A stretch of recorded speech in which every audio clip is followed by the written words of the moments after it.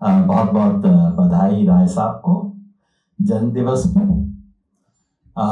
एक विचारक को, चिंतक को जन्म दिवस पे आप क्या दे सकते हैं? वैसे तो आपने केक खिला ही दिया है, लेकिन मैं समझता हूँ विचारक और चिंतक को आप कुछ विचारों की खुराक दे सकते हैं, तो वो एक तरह से उनके लिए हैप्पी बर्थडे का गिफ्ट होगा। और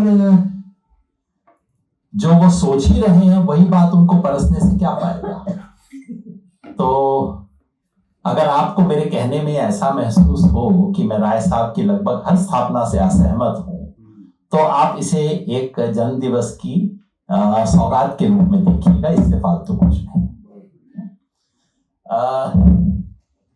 ये जो विषय है लोकतंत्र में संकट, संकट में लोकतंत्र, ये हमारे मन में क्या छवि बनाता है? छवि ये बनती है कि इस देश में लोकतंत्र था, है, और वो अब कई वजह से एक संकट, और कहीं ना कहीं इस उम्मीद को जलाए रखता है कि देखिए संकट है, संकट तो निकलेगा ना और वापस हम लोकतंत्र में आएंगे। ये बिल्कुल गलत छवि है। इसलिए ना तो लोकतंत्र शब्द सही है इस इबारत में, न ही संकट शब्द सही है इस इबारत का। और मैं अपनी बात की शुरुआत वहीं से करना चाहता हूं। ये कुछ 20वीं छवि के रूपक हैं जो हमारा पीछा छोड़ नहीं रहे, और उस रूपक में एक हिस्सा है लोकतंत्र बनाम तानाशाही।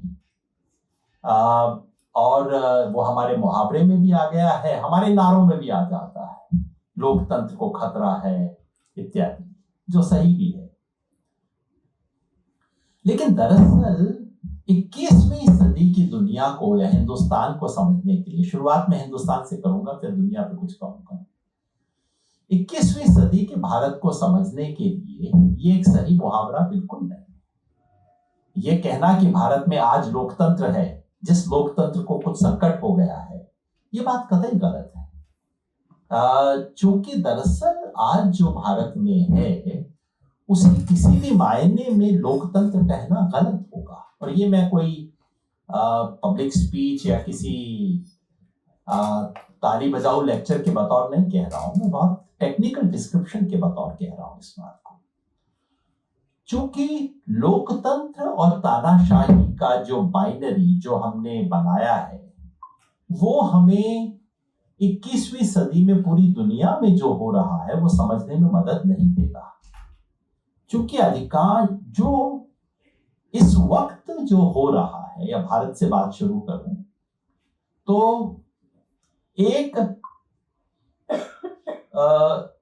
भारत को आज कैसे परिभाषित किया जाए, जो शब्द मुझे पॉलिटिकल साइंस से ठीक लगता है, हालांकि मैं पॉलिटिकल साइंस वगैरह छोड़ चुका हूं काफी साल पहले, एक शब्द है कॉम्पिटिटिव अथॉरिटेरियनिज्म। उस शब्द का मायने ये है कि वो व्यवस्था जहां सामान्यतः अधिनायकवादी प्रवृत्ति रहेगी, लेकिन वो अधिनायकवाद जो कि इस मजबूरी से बंधा है कि उसे जनता के समर्थन की वैधता प्राप्त करनी है बीच बीच में, इसलिए उस अधिनायकवाद को बीच बीच में कुछ ऐसी रस्में करनी पड़ेंगी जो कि जन समर्थन का एक आभास देती रहे। और यही 21वीं सदी के अधिनायकवाद और 20वीं सदी के अधिनायकवाद का बुनियादी फर्क है। 20वीं सदी का अधिनायकवाद सीधा सपाट था, स्थूल था और भोला था। 20वीं सदी का अधिनायकवाद एक आमतौर पे आर्मी की यूनिफॉर्म पहन के आता था, कई जगह पे साम्यवाद का चोगा पहन के आता था, और वो कहता था कि ये लोकतंत्र वगैरह खत्म, मार्शल लॉ, सेंसरशिप, और आपको अगले दिन से पता होता था कि ये जो लोकतंत्र है वो समाप्त हो गया है। कभी कभी वो राष्ट्रीय सुरक्षा के नाम पे आता था, कभी राष्ट्रवाद पे नाम पे आता था, कभी कभी सर्वहारा के नाम पे आता था, लेकिन होता वही था, मगर वो स्पष्ट था। 21वीं सदी में सब कुछ स्मार्ट हो गया है, अभी हमारा फोन भी स्मार्ट हो गया है और अधिनायकवाद भी स्मार्ट हो गया है। तो 21वीं सदी का अधिनायकवाद कभी ये नहीं कहता कि मैंने वो यूनिफॉर्म पहन के नहीं आता, वो कुर्ता पजामा पहन के आम लोगों के कपड़े पहन के आता है। वो कभी भी मार्शल लॉ डिक्लेयर नहीं करता। वो कहता है कि संवैधानिक व्यवस्था के अनुसार हम काम करेंगे। वो कभी भी सेंसरशिप डिक्लेयर नहीं करता। वो सुनिश्चित करता है कि सारा खुला मीडिया केवल एक ही बात कहेगा और वो लोकतंत्र पर कभी भी शाब्दिक प्रहार नहीं करता। वो दरअसल लोकतंत्र की पूजा करता है। और ये केवल भारत में नहीं हो रहा। आप तुर्की देखिए, तुर्की में क्या हो रहा है। आप हंगरी देखिए, क्या हो रहा है। श्रीलंका में 2 साल पहले तक क्या हो रहा था। दुनिया में आपको कम से कम 15-20 देश ऐसे मिल जाएंगे जहां लोकतंत्र के नाम पर, जहां एक व्यावहारिक रूप से लगभग अधिनायकवादी व्यवस्था है, लेकिन जहां चुनाव करवाए जाते हैं और चुनाव इतने फालतू नहीं होते जैसे चीन का चुनाव जिसको कोई देखता भी नहीं है, या रूस का चुनाव जिसमें चुनाव से पहले उसका परिणाम आपको पता है, वैसा भी नहीं होता। चुनाव ऐसे होते हैं जहां सत्ता पक्ष के हारने की संभावना बहुत कम होती है लेकिन शून्य नहीं। क्यों नहीं होती शून्य? क्योंकि जन समर्थन का आभास बनाए रखना 21वीं सदी के अधिनायकवाद की अनिवार्य शर्त है। इस मायने में 21वीं सदी का अधिनायकवाद 20वीं सदी से बुनियादी रूप से अलग है। तो जिसे हम, इसलिए मैं कह रहा हूं ये लोकतंत्र और संकट दोनों गलत शब्द हैं, क्योंकि जिसे आप संकट मान रहे हैं, इमरजेंसी जैसे थी, लोकतंत्र की हत्या थी, कोई शक ही नहीं हो सकता। कम से कम मैं मानता हूं कि अब हमें शक नहीं होगा, उस जमाने में शक हुआ करता था लोगों को। लेकिन उसमें एक कहीं आभास दिया गया था कि ये इमरजेंसी, कुछ विचित्र स्थिति पैदा हो गई है जिसके लिए कुछ अल्पावधि के लिए आपको लोकतंत्र नुमा चीज को सस्पेंड करना पड़ा है। थोड़े समय बाद सब ठीक हो जाएगा।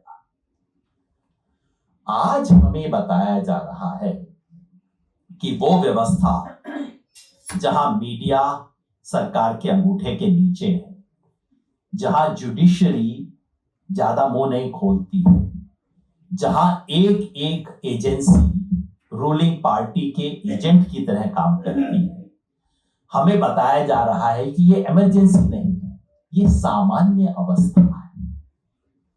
इसलिए संकट नहीं है। लोकतंत्र का अर्थ बदल चुका है। लोकतंत्र आज एक वो मुखौटा है जिससे आप एक अधिनायकवादी राजनीतिक व्यवस्था और चंद पूंजीपति घरानों के सत्ता पे कब्जे को वैधता प्रदान कर सकते हैं। अब ये शब्दावली एक पुराने जमाने की मार्क्सवादी शब्दावली के काफी नजदीक दिखाई देगी। दरअसल है नहीं, उससे मेरा बुनियादी मतभेद है। लेकिन ये मैं जरूर कहता हूं कि जब मैं विद्यार्थी था 1980 में, 80, 81, 82 जब मैं पढ़ता था, तो हमें बताया जाता था state is the agency of the bourgeoisie, क्योंकि हम बड़े मार्क्सवादी माहौल में पढ़े थे और हमें नहीं लगता था बाहर झांकने पे कि स्टेट ऐसा था। तो जब स्टेट बुर्जुआजी की एजेंसी नहीं था तब बताया जाता था कि वो है, और आज जबकि बन गया कोई बोलने वाला नहीं बचा state is the agency of the bourgeoisie. लेकिन दरअसल वो हो रहा है इस वक्त। तो हम जिस व्यवस्था में हैं, उस व्यवस्था को हमें एक अलग नाम देना होगा। ये लोकतंत्र और अधिनायकवाद की बाइनरी को भूल जाइए। अब जो हाइब्रिड है वही सच है। और पहले हम सोचते थे, इस गलतफहमी में रहते थे कि हमसे 5-7 हजार किलोमीटर दूर जो लोग रहते हैं वो ठीक से लोकतंत्र चला लेते हैं, कसर हमारी ही है। लेकिन भला हो ट्रंप साहब का, उसने जिंदगी में दुनिया में ये गलतफहमी भी दूर कर दी। और इसलिए मेरी राय साहब से बिल्कुल बुनियादी असहमति है। ऐसा कतई जो उन्होंने भारत के बारे में कहा वो सारी बातें सच हैं। ये समाज विषमता पे आधारित है, ये समाज लोकतांत्रिक अपने मिजाज में नहीं है, बिल्कुल सही बोला। लेकिन ये कहना, ये मानना कि पश्चिम में ऐसा कुछ था, बिल्कुल गलत है। ऐसा कुछ नहीं था पश्चिम में भी। जो समाज या तो गुलामी पे जिया या औपनिवेशिकता पे जिया, पूरी सभ्यता वो शोषण पे आधारित है। हाँ, बस विषमता का सिर्फ ये था कि एक विषमता जो आंख के सामने होती है, एक विषमता जो थोड़ा सा आप दूर कर देते हैं। उस समाज का मिजाज किसी भी तरह से लोकतांत्रिक था, मुझे ऐसा नहीं लगता। और रही बात एथेंस की, जो संबंध हमारा लिच्छवी गणतंत्र से है वही संबंध यूरोप का एथेंस की डेमोक्रेसी से है। यानी कि संबंध शून्य है, वो केवल मन का संबंध है, बनाया गया है। एथेंस को यूरोप ने उसी तरह से बाद में डिस्कवर किया जैसे आज हम चाहें तो हम वैशाली गणतंत्र को डिस्कवर कर सकते हैं। कोई संबंध नहीं है उनका। दरअसल जो मुझे डर लगता है राय साहब वो ये है कि जिसे हम एक सामान्य लोकतांत्रिक व्यवस्था मान के चलते रहे हैं और जिसके अपवाद के रूप में आज जो हो रहा है उसे हम देख रहे हैं, कहीं वही तो अपवाद नहीं था मानव सभ्यता के इतिहास में। वो 50-60 साल जिसको हमने एक तरह से टेम्पलेट मान लिया कि दुनिया का टेम्पलेट ये है, और उससे अब कुछ गड़बड़ी हुई है। कहीं ये तो नहीं कि वो एक छोटा सा अपवाद था मानव इतिहास में, और अब जो हम देख रहे हैं वो कहीं एक नॉर्म होने जा रहा है, या नॉर्म था, पहले भी था और बाद में भी होगा। इन चीजों का डर लगता है मुझे ज्यादा, जिन चीजों पे सोचने की बेहद जरूरी है। खैर, एक दो बात कह के मैं खत्म करूंगा क्योंकि बाकी साथी भी आएंगे और मेरे अभी अधकचरे विचार हैं, थोड़ा कोशिश करके इनको आगे बढ़ाऊंगा। ये कहना कि भारतीय लोकतंत्र बुनियादी रूप से कमजोर था, और क्योंकि राय साहब की बात में वो आया और कई साथी कहते हैं कि देखिए ना, कांग्रेस भी तो ये काम किया करती थी, देखिए ना, पहले भी तो ये सब हुआ करता था, और पूंजी और सत्ता का संबंध भी कौन सी नई बात है। ये सब बात सही है, लेकिन जो आज हो रहा है ये भारत के लिए तो अभूतपूर्व है। और पिछले, देखिए, भारत का इतिहास वो नहीं है कि एक चरमराती हुई लोकतांत्रिक व्यवस्था अंततः ढह गई। ये हमारे इतिहास नहीं है। सच ये है कि भारत का लोकतंत्र पहले 70 साल में एक अप्रत्याशित सफलता की तरफ बढ़ा। दुनिया में किसी ने नहीं माना था कि हिंदुस्तान में लोकतंत्र हो सकता है। 1950 के दशक में आप देख लीजिए, सब लोग मान के चलते थे 5-10 साल में खत्म हो जाएगा, कुछ नहीं, क्या ये बेवकूफी है, थोड़ी चलती है ऐसे देशों में। सच ये है कि भारतीय लोकतंत्र ने पश्चिम के लोकतंत्र की इबारत को छोड़कर एक नई इबारत बनाई, जिस इबारत ने एक अप्रत्याशित और अभूतपूर्व सफलता हासिल की। सो ये जिसे कहते हैं ना डिक्लाइन एंड फॉल, उसकी स्टोरी नहीं है भारत, ये सक्सेस और फॉल की स्टोरी। एक अप्रत्याशित सफलता और एक अप्रत्याशित गिराव। अगर आपसे कोई पूछता आज भी, मान लीजिए आप को और हमें, हम सबको स्मृति लोप हो जाए, भारत के इतिहास की हर चीज याद है, बस ये भूल जाए कि लोकतंत्र को क्या हुआ था, और हमसे कोई पूछे कि इस देश में लोकतंत्र गायब हुआ था, बताओ कब गायब हुआ होगा। शायद आप कहें 50 के दशक में गायब हुआ होगा, क्योंकि दंगे हुए थे, देश की हालत बड़ी अनस्टेबल थी उस वक्त। शायद आप कहें कि 65-66 के करीब भारत में लोकतंत्र का लोप हुआ होगा, क्योंकि भारी अकाल, युद्ध का बाद अर्थव्यवस्था की स्थिति, नेहरू का जाना, डावाडोल देश, वो स्थिति थी लोकतंत्र समाप्त होने की। शायद आप कहते कि 75-77 में जरूर खत्म हो गया होगा परमानेंटली लोकतंत्र। शायद आप कहते कि 90 में जब संकट हुआ, मंडल, मंदिर, मार्केट तीनों एक साथ आए, उस इंस्टेबिलिटी में लोकतंत्र चला गया। मुझे नहीं लगता कि आप कहेंगे कि 2010 के दशक में इस देश में लोकतंत्र चला गया। तो भारत के लोकतंत्र की सफलता भी हैरान करने वाली थी और उसका अचानक बुझ जाना भी हैरान करने वाला है। जब तक उस हैरानी को हम दर्ज नहीं करेंगे, हम समझ नहीं पाएंगे कि हुआ क्या है हमारे साथ। उसके जो हुआ है उसमें हमारी कई बुनियादी कमजोरियां थी। हमारी संस्थाएं कभी भी मजबूत नहीं हुई, मगर हिंदुस्तान में क्योंकि हमारी लोकतांत्रिक संस्थाएं हमेशा इमरजेंसी में हर कोई घुटने के बल था, पूरी जुडिशरी हमारी घुटने के बल थी, मीडिया हमारा घुटने के बल था, तो कोई ऐसी हमारी संस्थाएं बहुत मजबूत कभी नहीं रही। लेकिन हमारे जन आंदोलनों ने हमारी संस्थाओं की कमियों को पूरा किया है। इसलिए हिंदुस्तान के लोकतंत्र का बिल्कुल एक अलग मिजाज है। पश्चिम की टेक्स्ट में हम ना हिंदुस्तान के लोकतंत्र की सफलता को समझ सकते, ना इसकी असफलता को समझ सकते। उन आंदोलनों ने उसे पूरा किया और जो 2014 में हुआ और पिछले 10 वर्ष में हुआ उसे मैं डेमोक्रेसी कैप्चर कहता हूं। डेमोक्रेसी कैप्चर इस लिहाज से कि डेमोक्रेसी का इस्तेमाल करके डेमोक्रेसी को कैप्चर किया गया और खत्म किया गया। बिल्कुल डेमोक्रेटिक टूल्स का इस्तेमाल हुआ। इस बात से फिर इनकार नहीं करना चाहिए, क्योंकि काफी दोस्तों के अंदर इस बात से ये स्वीकार करने में बहुत आनाकानी रहती है कि भाई जनता ने सपोर्ट किया। हम तमाम तरह के बहाने निकाल लाते हैं कि नहीं नहीं, जनता तो दरअसल वही चाहती है जो मैं चाहता हूं, पता नहीं ये लोग कैसे सत्ता में आके बैठ गए हैं। ये बात सच नहीं है, जनता ने सपोर्ट किया है। और मैंने जिसे मैं कहता हूं कि गणतंत्र को समाप्त करने के लिए गण का इस्तेमाल किया गया है। सबसे बड़ा औजार वो है, और आपको हमें सोचना चाहिए कि वो गण का इस्तेमाल क्यों हुआ, और उसके लिए आप और मैं दोषी, क्योंकि हम अपने उस दोष को कबूल नहीं करना चाहते, इसलिए हम तमाम तरह के बहाने ढूंढते हैं। और वो इसलिए कि उस गण का जो मिजाज था, सामान्य व्यक्ति की जो संस्कृति थी, सामान्य व्यक्ति का जो संस्कार था, उससे हम लोग जुड़े नहीं कभी।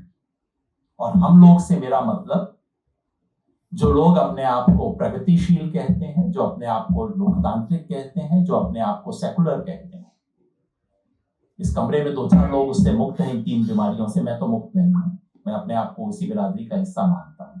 2-4 लोग मुक्त हैं, मैं जानता हूं। लेकिन ये जो बिरादरी है जिस पे जिम्मेवारी थी इस देश के लोकतांत्रिक संवैधानिक व्यवस्था को चलाने की, उस बिरादरी ने इस देश के साधारण व्यक्ति के मिजाज, संस्कार, भाषा, उसकी प्रवृत्ति, उससे अपने आप को गहरे तरीके से जोड़ा है। और उसके 3 बड़े अपराध हैं। इस देश की 3 बहुत बड़ी संपत्ति थी जो हमारी बिरादरी ने उठा के हमारे कुछ दोस्तों की थाली में रख दी, जो आज उसका इस्तेमाल करके इस देश पे काबिज है। और वो 3 संपत्तियां हैं। राष्ट्रवाद, राष्ट्रवाद जो कि इस देश के संघर्ष का राष्ट्रवाद था। मेरा राष्ट्रवाद कोई जर्मनी का राष्ट्रवाद नहीं है, मेरा राष्ट्रवाद कोई नस्ली राष्ट्रवाद नहीं है, मेरा राष्ट्रवाद कोई पड़ोसी से घृणा करने का राष्ट्रवाद नहीं था, मेरा राष्ट्रवाद इस देश के अंदर दुश्मन ढूंढने वाला राष्ट्रवाद नहीं था। तो मुझे अपने राष्ट्रवाद के बारे में शर्मिंदा होने की क्या जरूरत थी? मैंने अपने राष्ट्रवाद से संकोच करना सीख लिया, मैंने पीठ मोड़ ली, मैंने दूसरों की थाली में राष्ट्रवाद को देख लिया। और जिन लोगों ने एक कतरा खून नहीं बहाया इस देश के आजादी को हासिल करने के लिए, वो आज राष्ट्रवाद के ठेकेदार बन के बैठे हो। दूसरा, इस देश की सभ्यता, संस्कृति और विरासत दुनिया के हर इलाके में एक सामान्य व्यक्ति अपनी विरासत में एक अहंकार नहीं तो एक सामान्य सा गर्व करना चाहता है। दुनिया की कोई विरासत नहीं होती जिसमें कूड़ा नहीं होता, दुनिया की कोई विरासत नहीं होती जिसमें कुछ खूबसूरत और अच्छा नहीं होता। हमने अपनी विरासत में कूड़ा तो देखा, और वो है, इसमें कोई शक नहीं, बहुत कुछ कूड़ा है, लेकिन इस विरासत में जो बहुत कुछ सुंदर है उसके प्रतिनिधि हम नहीं बन पाए। और तीसरी बात, धर्म। और धर्म से मेरा मतलब रिलीजन से नहीं है, मेरा मतलब किसी एक धार्मिक परंपरा से नहीं। इस देश में जो एक विशद धार्मिक परंपराएं रही हैं, ये नए शब्द हिंदू वगैरह तो बहुत नए शब्द हैं इस देश के इतिहास के लिए, जो कैप्चर नहीं करते इस देश की सच्चाई को, लेकिन जो धार्मिक परंपराएं रही, उन परंपराओं के प्रति हमने अपनी पीठ मोड़ी। उन परंपराओं से जो सीख सकते थे, धर्म का मतलब अंधविश्वास, धर्म का मतलब पोंगापंथी, धर्म का मतलब लोगों को छलना और छल कपट, ये सब होता है। दुनिया का कोई धर्म नहीं है जहां ये सब चीजें ना होती हैं, लेकिन धर्म का मतलब और बहुत कुछ भी है, उससे हम जुड़ नहीं पाए। इस सब की वजह से हम उस गण के, जो गण इस गणतंत्र का मालिक है, जिस गण के आधार पर ये लोकतंत्र चलना था, क्योंकि अंततः लोकतंत्र लोक के मिजाज से चलेगा, और अगर आप लोक का मिजाज, लोक का व्यवहार, लोक का की सोच बदल नहीं सकते, तो अंततः लोकतंत्र उनके हाथ में जाएगा जो इसको बदलने की क्षमता रखते हैं। हमारे देश की आजादी के आंदोलन ने हमेशा तमाम चीजें की, पश्चिम से सीखा, पूरी दुनिया। मैं जब हिंदुस्तान की रूलिंग क्लास को देखता हूं, मुझे बार बार वही याद आता है। ना उन्हें इस देश की जुबान से मतलब है, ना इस देश की संस्कृति से मतलब है, ना इस देश के संस्कार से मतलब है। जब आप ये करेंगे और उसके बाद आप चाहेंगे कि लोकतंत्र में आपके विचारों की जय हो, तो ये संभव नहीं है, ये कभी ना कभी टूटेगा। ये हमारे साथ हुआ है, जिसका मतलब है कि लोकतंत्र में कोई संकट नहीं आया है। लोक का स्वभाव बदलने की वजह से और लोकतंत्र पे एक कब्जा होने की वजह से उसका स्वरूप लगभग परमानेंट तरीके से बदल गया है, और उसे दोबारा हासिल करने के लिए बहुत बहुत लंबी लड़ाई है। बीजेपी को हराना जरूरी है, अनिवार्य है लोकतांत्रिक तरीके से, लेकिन पर्याप्त नहीं। बहुत लंबी लड़ाई है जिसकी शुरुआत के लिए हमें कमर कसनी होगी। धन्यवाद।